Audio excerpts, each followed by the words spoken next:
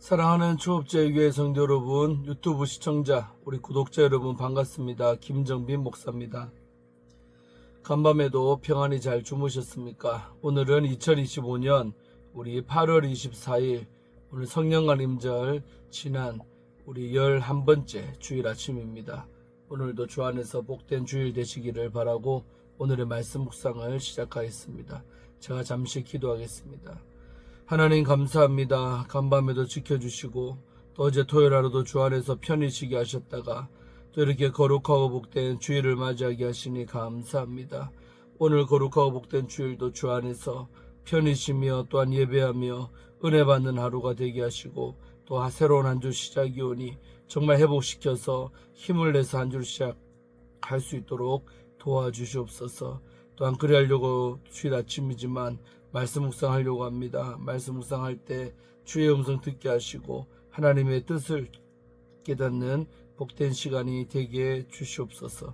감사드리옵고 예수님 이름으로 축복하며 기도합니다. 아멘. 할렐루야. 좋은 아침입니다. 오늘 함께 말씀 묵상하실 본문은 우리 에스겔서 21장 18절에서 우리 32절까지 말씀입니다. 우리 한 번만 또 길기 때문에 읽겠습니다. 개역 개정판으로 읽도록 하겠습니다. 여호와의 말씀이 내게 임하여 이르시되 인자야 너는 바벨론 왕의 칼이 올 두 길을 한 땅에서 나오도록 그리되 곧 성으로 들어가는 기러기에다가 길이 나뉘는 70표를 하여 칼이 암몬 족속의 랍바에 이르는 길과 유다의 견고한 성 예루살렘에 이르는 길을 그리라. 바벨론 왕이 갈래길 곧 두 기러기에 서서 점을 치되 화살들을 흔들어 우상에게 묻고 희생제물에 간을 살펴서 오른손에 예루살렘으로 갈 점괘를 얻었으므로 공성태를 설치하며 입을 벌리고 죽이며 소리를 높여 외치되 성문을 향하여 공성태를 설치하고 토성을 쌓고 사다리를 세우게 되었나니 전에 그들에게 맹약한 자들은 그것을 거짓 점괘로 여길 것이나 바벨론 왕은 그 죄악을 기억하고 그 무리를 잡으리라.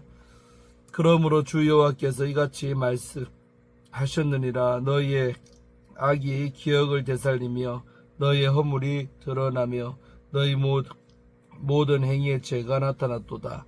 너희가 기억한 바 되었은 즉 그 손에 잡히리라. 너 극악하여 중상을 당할 이스라엘 왕아 내 날이 이르렀나니 곧 죄악의 마지막 때이니라. 주 여호와께서 이같이 말씀하셨느니라. 관을 제거하며 왕관을 벗길지라. 그대로 두지 못하리니 낮은 자를 높이고 높은 자를 낮출 것이니라. 내가 엎드러뜨리려 하니와 이것도 다시 잊지 못하리라. 마땅히 얻을 자가 이르면 그에게 주리라. 인자야 너는 주 여호와께서 암몬 족속과 그의 능력에 대하여 이같이 말씀하셨다고 예언하라. 너는 이르기를 칼이 뽑히도다 죽임에 멸절하며 번개같이 되기 위하여 빛났도다. 내게 대하여 허무한 것을 보며 내게 대하여 거짓 복수를 하는 자가 너를 중상당한 악인의 목 위에 두리니 이는 그의 날 곧 죄악이 마지막 때가 이름이로다. 그러나 칼을 그 칼집에 꽂을지어다. 네가 지음을 받은 곳에서 내가 출생한 땅에서 내가 너를 심판하리로다. 내가 내 분노를 내게 쏟으며 내 진노의 불을 내게 내뿜고 너를 짐승 같은 자 곧 멸하기에 익숙한 자의 손에 넘기리로다. 내가 불의 섭과 같이 될 것이며 내 피가 나라 가운데 있을 것이며 네가 다시 기억되지 못할 것이니 나 여호와가 말하였음이라 하라. 아멘.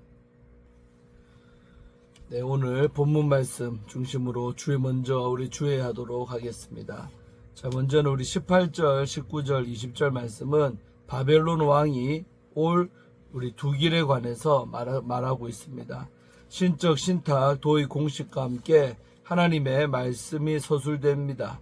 하나님은 에스겔에게 바벨론 왕의 칼과 관련된 상징적 행위 두 가지를 명하시고 있습니다. 첫째는 바벨론 왕이 가리오는 두 길을 그리는 것입니다. 이 두 길은 한 땅에서 나오는데 하나는 암몬 자손의 랍바로 가는 길이며 또 다른 하나는 예루살렘에 이르는 길입니다. 둘째, 두 성으로 향하는 길이기에 지시표를 새기는 것입니다. 가나안 땅 북부의 다메섹 근처에 우리 갈림길에서 랍바와 예루살렘으로 향하는 길이 나뉘고 있습니다. 자, 그 다음에 우리 21절, 22절 두 절은 예루살렘을 향한 바벨론의 공격에 대해서 말씀하고 있습니다. 하나님이 이런 상징적 행위를 명하신 이유는 바벨론 왕이 예루살렘을 공격할 것이기 때문이죠. 바벨론 왕은 두 길 중 하나를 선택하기 위해 점을 쳐서 오른쪽 점괘를 얻습니다. 북에서 남으로 내려올 때 왼쪽 길은 랍바로 향하고 오른쪽 길은 예루살렘으로 향합니다. 바벨론 왕은 예루살렘을 향해 즉시 공격을 합니다. 성에 대한 공격은 신속하고 바로 치밀합니다. 전사들은 사이가 등등하여 함성을 지르고 성문을 향해 공성태를 세우고 둔덕을 쌓고 사다리를 세웁니다. 에스겔은 주어 없는 부정사들을 이렇게 연속 배열하여 신속한 군사 공격을 시각적 이미지로 전달을 하고 있습니다. 자, 그 다음에 우리 23절은 잘못된 확신으로 멸망당할 예루살렘에 대해서 말하고 있습니다. 그들에게 맹약한 자들로 번역된 셰부의 셰부오트 라헴이라고 비브리어 발음하는데 이것에 대해서 다양한 번역과 해석이 존재를 합니다. 분명한 것은 그들에게 맹약한 자들이 바벨론 왕의 점괘를 거짓이라고 간주한다는 그 점입니다. 이 문맥에서 맹약한 자들은 예루살렘 거민을 또 그들은 바벨론을 맹약은 시드기야와 바벨론 왕과의 체결한 조약을 가리키는 것으로 보입니다.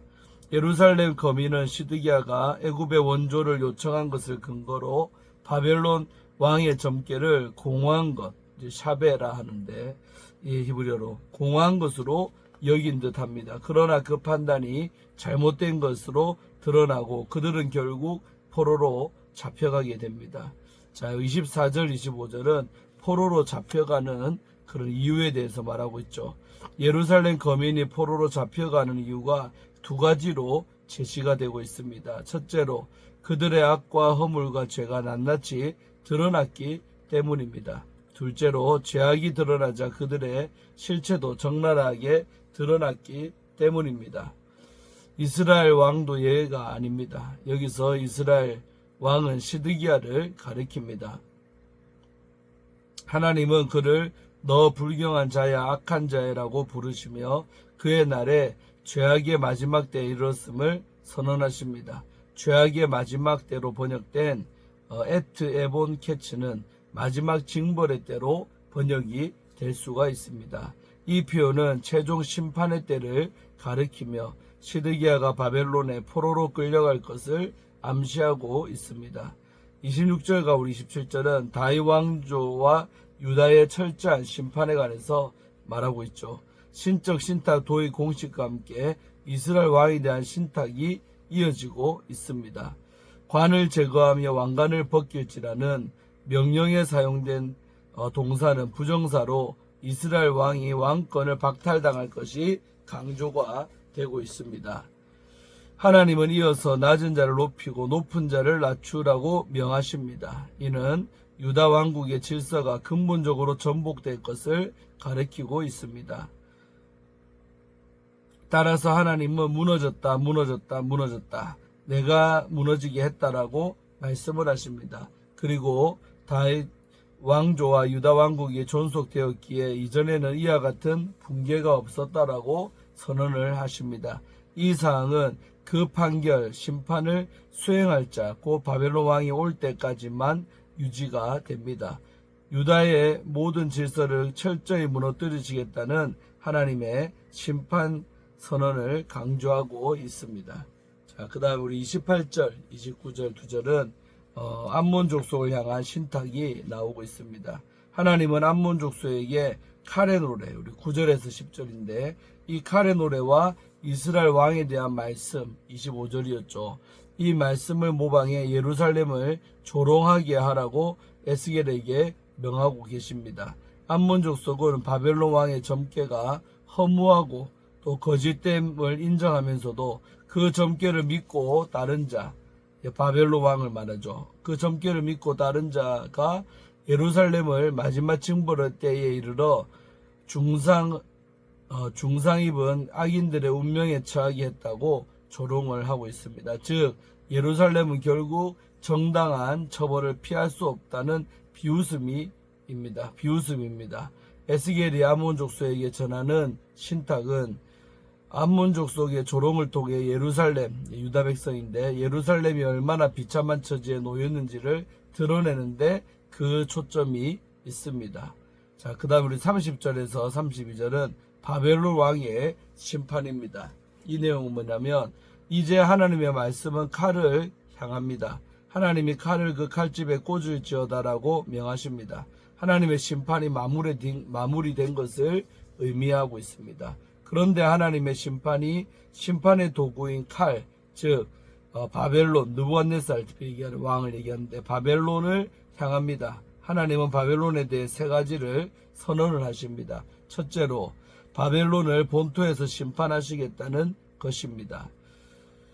지음받음으로 번역된 우리 니브레트는 하나님의 창조행위를 말할 때 사용되는 그런 히브리어 동사입니다. 이는 하나님이 바벨론의 역사에 관여하신 시점이 단지 바벨론이 심판의 도구로 부름을 받을 때가 아니라 바벨론의 시작부터였고 또 그 바벨론이 하나님의 주권 아래 있었음을 나타내고 있습니다. 둘째로 하나님의 진노를 쏟으며 진노의 불을 내뿜으신다는 것입니다. 셋째로 짐승 같은 자고 멸하기에 익숙한 자의 손에 넘기시겠다는 것입니다. 바벨론이 잔혹하고 파기에 능숙한 자들의 손에 넘겨졌기에 결코 파멸을 피할 수 없음을 선언하는 것입니다. 하나님의 심판은 바벨론을 불의 대강 같은 신세로 전락시킬 뿐만 아니라 그들의 땅에서 피를 흘리게 합니다. 바벨론은 결국 기억소에서 사라집니다. 즉 바벨론은 완전히 멸망하고 맙니다. 이 선언의 성취는 확실합니다. 나 여호와가 말하였음이라고 확언하셨기 때문이죠. 하나님이 그 말씀을 반드시 이루실 것입니다. 아멘. 자, 우리 마지막으로 함께 오늘도 묵상을 해보도록 하겠습니다. 하나님의 칼이 길을 잇겠느냐라는 어떤 것을 가지고 생각해 보려고 합니다. 인생은 우리 나그네 길이라는 노래처럼 사람들은 인생이 어디로 흘러가는지 알 수가 없습니다. 그래서 새해가 되면 점을 치거나 사주팔자를 보면서 한 해의 운수를 가늠해 봅니다. 그러나 아무리 기가 막힌 점괘를 얻더라도 역사를 주관하시는 하나님의 손안에 있을 뿐이지요. 바벨론 왕도 점괘를 쳐서 길을 정하는 모습을 보여주고 있습니다. 일견 당황스러운 장면이지만 이 속에도 하나님의 그런 귀한 섭리가 있는 줄로 믿습니다. 원정길에 나선 바벨론 왕이 갈래길에서 점을 칩니다. 21절 내용이죠. 그리고 예루살렘으로 가는 점괘를 얻어서 진격을 합니다. 22절이죠. 이것은 얼핏 보면 매우 즉흥적이고 우연처럼 보이지만 점괘까지 주관하시는 하나님의 계획임을 분명하게 보여주고 있습니다. 세상에는 수많은 우연이 뒤엉켜 현상을 만드는 것처럼 보이지만 그 속에서 하나님의 섭리가 있습니다. 모든 것을 주관하시는 하나님의 주권을 의지하시기를 바랍니다. 예루살렘 왕과 고관들은 크게 당황하며 그 점괘가 거짓이라고 애써 무시를 하죠. 23절. 그런데 그들에게 중요한 것은 점괘가 맞느냐 틀리냐가 아니라 그들이 하나님을 향한 참된 신앙을 갖고 있느냐 아니냐였습니다. 자신들의 죄악을 애써 숨기며 상대의 점괘를 무시했으나 돌아오는 것은 혹독한 심판이었습니다. 죄를 숨기는 것은 이처럼 쓰디쓴 결과를 가져옵니다. 우리는 죄를 숨기지 말고 하나님 앞에 회개함으로 제사함의 은혜를 누려야 할 줄로 믿습니다. 결국 유다 백성의 죄악이 만천하에 드러났고 시드기야 왕도 심판을 면할 수가 없었습니다. 24절 25절 말씀이죠. 그는 왕관을 빼앗기고 비참한 포로 신세로 전락합니다. 26절입니다. 이것은 하나님의 엄중한 심판이었습니다. 유다 왕국에서 최고의 권력을 누린 왕이었지만 하나님의 심판 앞에서는 평범한 촌부와 다를 바가 없었습니다. 우리는 높은 자리나 또 권력, 재력이 있다고 안심해서는 결코 안 됩니다. 하나님의 심판대 앞에서는 다 부질없음을 기억하며 항상 겸손하게 하나님의 긍휼을 구해야 할 줄로 믿습니다. 심판은 암몬 족속에게도 임합니다. 암몬 사람들 역시 허무하는 우상을 따르며 하나님 앞에 범죄했기 때문입니다. 그들은 유다의 멸망을 지켜보며 조롱하고 능욕까지 했습니다. 28절에 나오죠. 결국 하나님의 심판의 칼이 그들에게도 임했습니다. 암몬의 어리석음은 바로 옆에서 심판이 이루어지는데도 회개할 줄 몰랐다는 그런 것입니다. 우리는 누군가 고통받을 때 같이 아파하고 또 사랑으로 보듬어주는 동시에 우리 자신을 돌아보는 지혜를 가져야 합니다. 암몬에게 임한 심판은 더 혹독했지요. 다시는 기억되지 못하게 되는 엄중한 심판입니다. 32절이죠. 이는 유다와 이스라엘이 당한 심판과는 결이 다릅니다. 이스라엘은 심판을 받았지만 회복의 약속이 주어졌습니다. 반면 암몬은 심판의 메시지만 있을 뿐입니다. 하나님이 택하시고 구원하신 백성은 범죄하면 벌을 받지만 아주 버림받지는 않습니다. 그렇다고 죄를 가볍게 여기서는 안 될 줄로 믿습니다. 더 겸허하게 하나님만을 의지하며 살아야 합니다. 하나님의 심판 도구였던 바벨론 왕은 갈림길에서 점을 쳐서 공격 방향을 정했습니다. 그러나 그것도 하나님의 큰 계획 안에서 이루어진 일입니다. 하나님의 칼이 방향을 모를 리가 없습니다. 그것은 반드시 정한 목적지에 도착해 하나님의 뜻을 이룹니다. 우리는 칼을 지신 분이 하나님이심을 기억하며 그분의 은혜를 구해야 할 줄로 믿습니다. 그 칼이 이르기 전에 스스로 낮아지고 회개하기를 또 주의 이름으로 축복을 드립니다. 아멘. 네, 오늘 말씀도 심판에 관한 그런 말씀이었죠. 너무나도 또 가슴이 아픕니다.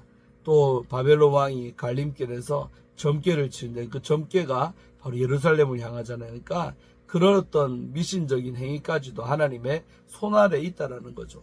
그러니까 점괘를 바라라는 뜻이 아니고 그렇게 하더라도 그것까지도 하나님께서 쓰셔서 이렇게 이스라엘이 결국은 바벨론에게 공격받아서 시드기야는 포로가 되고 또 예루살렘은 완전히 멸망을 당하게 되는 그런 심판을 받게 되죠. 그러나 70년 포로 생활을 거친 후에 다시 이 유다 족속은 회복이 되고 나라도 회복이 됩니다. 그런 것처럼 하나님의 백성은 징계는 있지만 결코 버리지 않는다는 거죠. 그런 암몬 족속은 이제 버림받는 거죠. 회복이 아예 없습니다. 그게 결정적인 차이점 아니겠습니까? 그래서 우리도 우리의 삶 속에 어떤 하나님의 징계와 또 고난이 있을지라도 감사하고 잘 인내하고 또 대가 지불을 하면 반드시 좋은 날이 다시 온다라는 것이죠. 그것이 우리가 견딜 수 있는 이유기도 하고 또 희망이기도 합니다.